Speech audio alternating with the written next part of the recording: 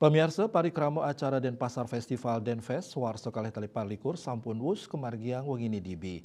Acara sani kemargiang nyabran warsa puniki ngewetuang pikobet anyar, ingi punika kewentenan katah leluwu ring wewidangan lapangan I Gusti Ngurah Madi Agung. Kana dinucap ngawinang para petugas DLHK Denpasar Gupuh Mereresik ngawit jam 3 semang.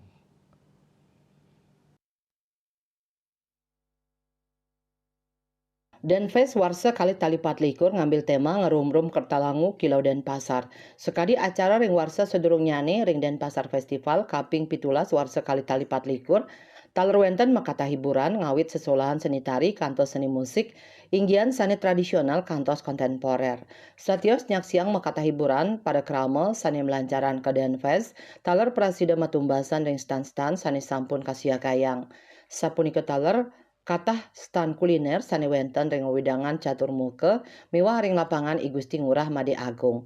Nanging wus acara penutupan wengine dibi mekanten katah lelu mekacakan utamanipun ring wewidangan lapangan I Gusti Ngurah Madi Agung.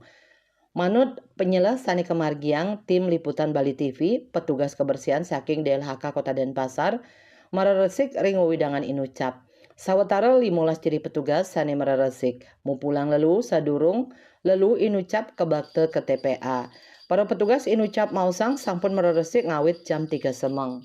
Warsani puniki acara Denpasar Festival sampun kemargiang kaping pitulas.